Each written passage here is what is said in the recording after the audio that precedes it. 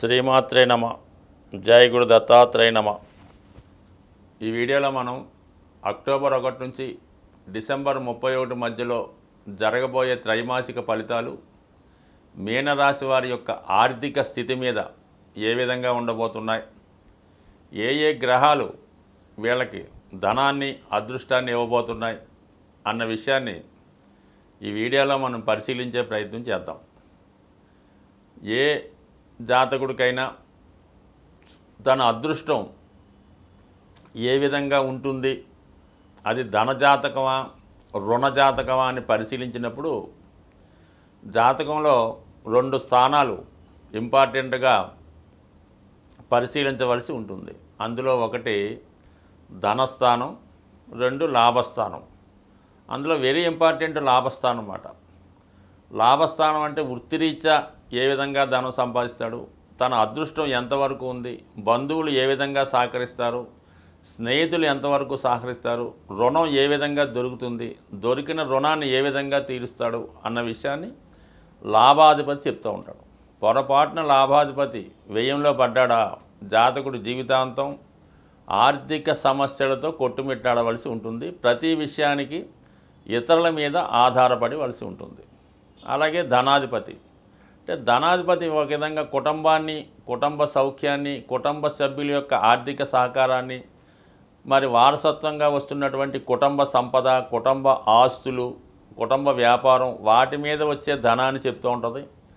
అలాగే జాతకుడు సంపాదించిన ధనాన్ని లేదంటే వారసత్వంగా వచ్చిన ధనాన్ని ఎంతవరకు సేవింగ్స్ చేస్తాడు, తర్వాత తరాల వారికి ఏ విధంగా ధనాన్ని దాస్తాడు అన్నది ధనస్థానం బట్టి ఆధారపడి ఉంటుంది. ధనస్థానం అంటే 2వ స్థానం కరెక్ట్గా ఉందనుకుందాం, వాడు ఇన్స్టాల్మెంట్ లాంటివి కానీ, చీటీలు కానీ, వాయిదాలు కానీ పర్ఫెక్ట్గా ఆ డేట్కి కట్టేస్తుంటాడు. అదే మనకి ఆ ధనాధిపతి పొరపాటున 12వ స్థానంలో పడ్డాడా, ఏది కూడా కరెక్ట్గా చేయలేడు, సమయానికి ఏ వాయిదా కూడా కట్టలేకపోతుంటాడు, అతని ఆర్థిక పరిస్థితి అంతా కూడా అస్తవ్యస్తంగా తయారవుతుంటుంది. సో ఇది లిమిటెడ్గా మనం తెలుసుకుంటే, మరి ఈ మీనరాశి వారికి ధనాధిపతి కుజుడు. ఒక విధంగా కుటుంబ సభ్యుల సహకారం అంతా కుజుడు వల్ల బాగుంటుంది కాబట్టి కుజుడు ఈ రాశి వారికి ధనాధిపతిగా మరి సేవింగ్స్ అవి చెప్తూ ఉంటాడు. లాభాధిపతి మాత్రం శని భగవానుడు అయ్యాడు. మరి అటువంటి లాభాధిపతి ప్రస్తుతం 12వ స్థానంలో సంచరిస్తున్నాడు. అందరికీ తెలిసి ఇది ఏలినాడు శని రన్ అవుతుంది. అయితే కొంతవరకు ఏముందంటే ఈ నవంబర్ 15 వరకు కొంతవరకు వక్రగమనంలో ఉండడం వల్ల కొంతవరకు రావాల్సిన ధనాన్ని, ఆగిపోయిన ధనాన్ని ఇస్తూ ఉంటాడు. ఏదో విధంగా సమయానికి ఏదో విధంగా మీకు ఆర్థిక పరంగా ధనం దొరుకుతూ ఉంటుంది. ఎప్పటిదాకా నవంబర్ 15 దాకా.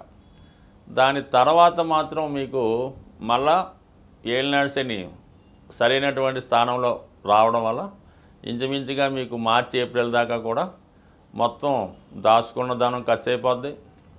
బంగారు నగలు తాకట్లోకి వెళ్ళిపోతాయి.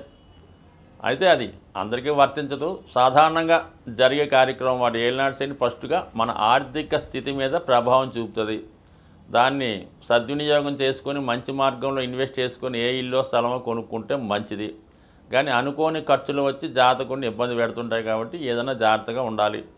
అయితే 99% ఇదే సమయంలో జాతకుడు వ్యసనాల బారిన పడుతూ ఉంటాడు.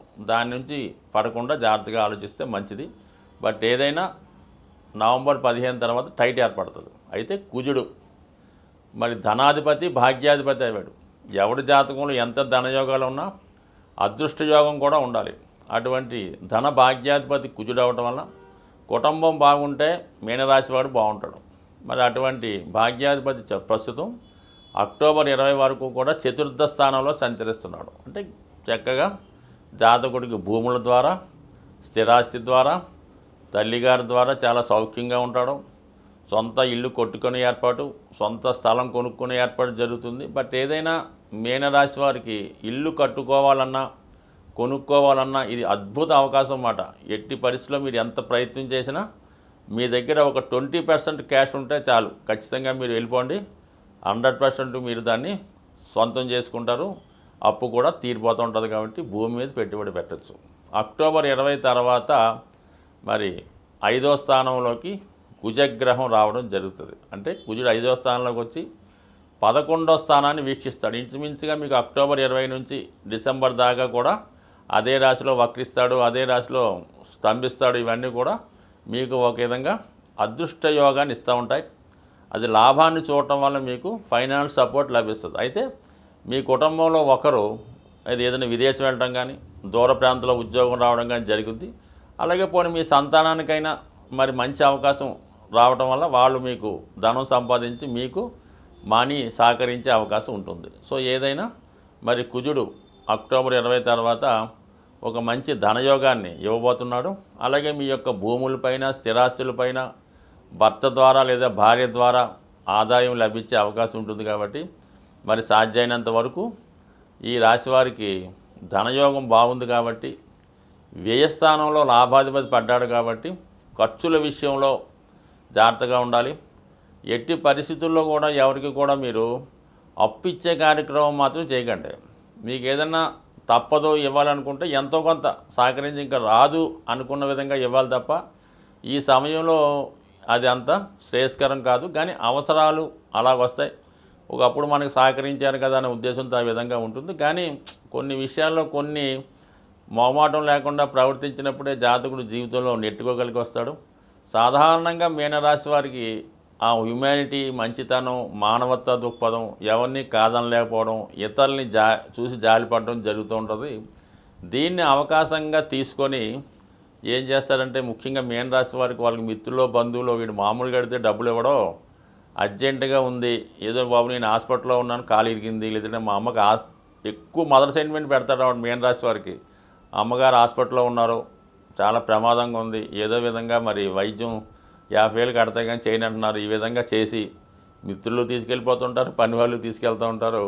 తిరిగి వీడు అడగలేడు, వారు ఇచ్చేదే లేదు. సో ఈ విధంగా ఉంటుంది. కాబట్టి మీనరాశి వారు సాధ్యమైనంత వరకు ఫైనాన్స్ మేనేజ్మెంట్ వాళ్ళ దగ్గర కాకుండా వాళ్ళ భార్యకో మరి భర్తకో ఇస్తే చాలా వరకు కొంతవరకు ఇటువంటి వాటి నుంచి బయటపడి మీరు సంపాదించింది మీరు అనుభవిస్తే చాలు, మీకు ఎవరు ఇవ్వక్కర్లేదు. కాబట్టి జాగ్రత్తగా మరి ప్లాన్ చేసుకోండి. మంచి జీవితాన్ని, ఆనందమైన జీవితాన్ని అనుభవించండి. ఏదైనా మనం ఆర్థిక విషయాల్లో ఎటువంటి లోటు లేకుండా ఉండాలంటే మరి ప్రతి ఒక్కరూ కూడా సాధారణంగా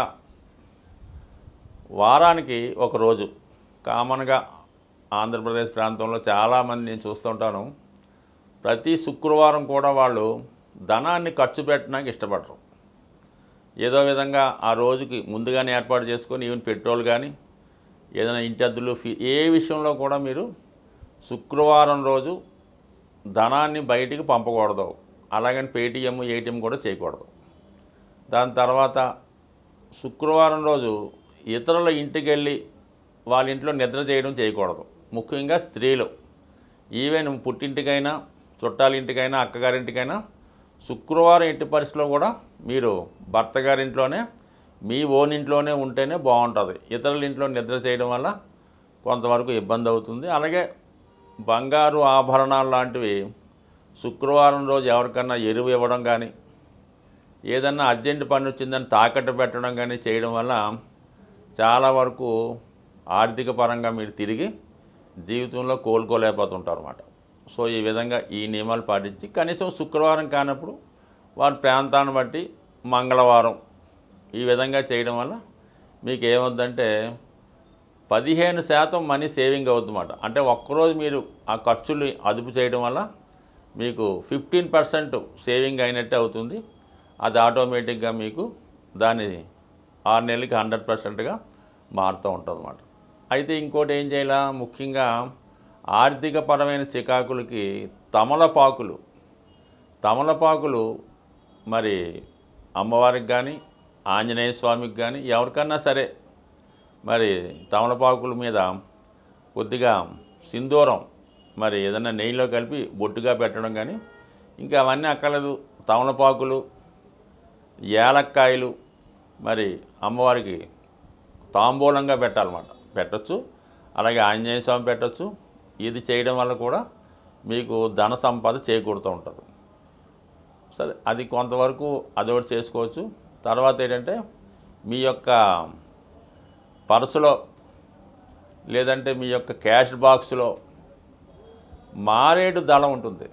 మారేడు దళం అది ఏదైనా శివాలయంలో కానీ అమ్మవారి గుడిలో కానీ పూజ చేసింది ఒక మారేడు దళాన్ని తీసుకొని మీరు అది మీ పర్సులో పెట్టుకోండి. నిత్యం ధనం కలకలాడుతూ ఉంటుంది. ఎంత వాడిపోయినా ఎంత మాడిపోయినా ఈ మారేడు దళం మీరు పాకెట్లో పెట్టుకోవడం వల్ల కానీ పర్సులో పెట్టుకోవడం వల్ల జరుగుతుంది. ముఖ్యంగా మీరు ఒక అప్పు కొరకు వెళ్తున్నా, ఒక బ్యాంకు పని మీద వెళ్తున్నా, ఏ ఆర్థికపరమైన పని మీద వెళ్ళినా కూడా మారేడు దళం మీతో తీసుకెళ్ళడం కానీ, ఇంకా మీకు దొరికితే ఆ మారేడు దళాలతో మరి శివాలయంలో పూజ చేసి మారేడు దళంతో అర్చన చేయించి అందులో ఒక దళం తీసుకొని మీరు ఏ పని మీదన్నా వెళ్ళండి. ఆఖరికి భార్యాభర్తలు ఇడిపోయి ఉన్న రాజీ కొరకు మీరు వెళ్తున్నా కూడా అది ఖచ్చితంగా పూర్తి అవ్వడం జరుగుతూ ఉంటుంది. ఇది అద్భుతమైన రెమెడీ కాబట్టి ఇది కూడా మీరు నిరభ్యంతరంగా పాటించవచ్చు. అలాగే మరి కొంతవరకు ఒక పటిక బెల్లం ముక్క, చిన్న పటిక బెల్లం ముక్క ఇదే లేదా క్రిస్టల్స్ కానీ చిన్న చిన్న క్రిస్టల్స్ కానీ ఒక కవర్లో పెట్టి ఎప్పుడు మీ పాకెట్లో పెట్టుకోండి. ఏ పని మీద వెళ్ళినా కూడా అది మీ దగ్గర ఉంచుకుంటే 100% మీకు ఆ పనులు సక్సెస్ అవుతాయి. అలాగే ముఖ్యంగా చీమలకి, నల్ల చీమలకి పంచదార ఆహారంగా వేయడం వల్ల కానీ, చెరువులో అది చేపలు ఉంటాయి కదా, ఆ చేపలకి బిస్కెట్లోకి ఏదో ఒకటి ఆహారంగా వేయడం వల్ల కానీ, మరి అలాగే గోవుకి అరటిపళ్ళు, పసుపు రంగు అరటిపళ్ళు పెట్టడం వల్ల ఇవన్నీ కూడా జాతకుడికి అదృష్ట యోగాన్ని, సూక్ష్మంలో మోక్షంగా ధనం సంపాదించడానికి కారణమవుతుంది. స్వస్తి.